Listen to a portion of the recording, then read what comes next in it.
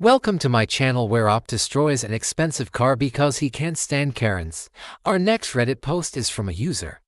This happened about 25 years ago when I lived in a condo with an assigned parking space. The HOA was full of Karens. Every morning, I would come out to my car only to find some moron parked in my spot. It was always some asshole kid from the unit above me who had just learned to drive and thought he could park wherever he wanted. Now, the reserved parking spots were painted a color that was supposed to be specific to our building. Only, the paint color was supposed to match the carpet in our apartment, but they used a cheap paint and it actually matched the paint color of the neighboring building perfectly.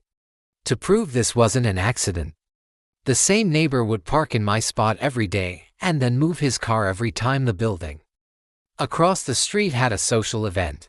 It got to the point where I started driving around looking for an empty spot in the guest parking, which was never full, and then moving my car to my assigned spot so I could park in peace.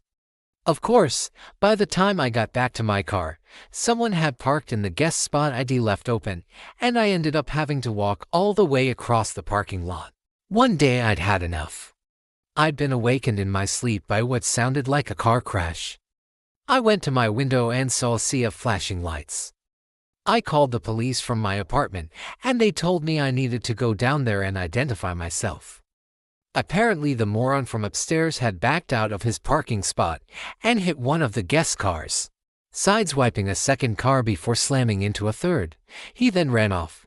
When I got to the scene, I noticed that all three cars were from out of state, and they all had expensive paint and custom decals on them.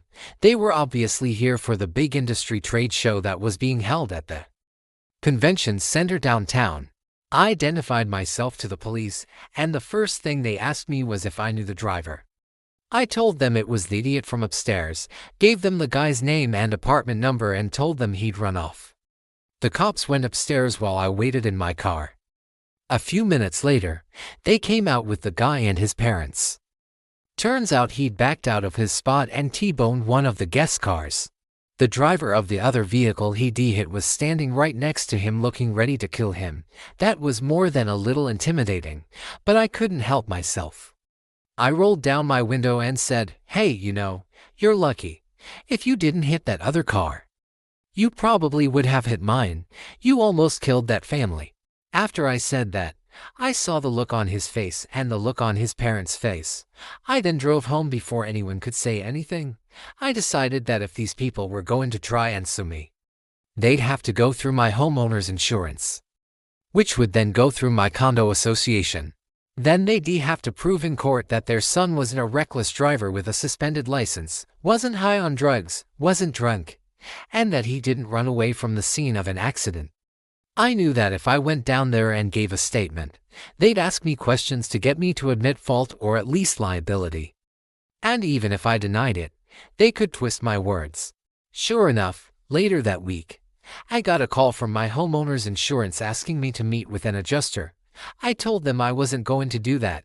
I then told them that if they filed a claim, I'd file a counterclaim for intentionally damaging my property. The adjuster dropped it right away. To this day, I wonder if that Karen ever found out how much her precious boy's insurance rates went up after he wrecked 3 cars and ditched the scene. Well, so apparently in this story, the neighbor also hit 3 cars. I guess if you hit 3 cars, you can kind of write off the fact that you hit one other car. But I love how Op just sat back and was like, "I'm not gonna worry about it. My insurance will deal with it."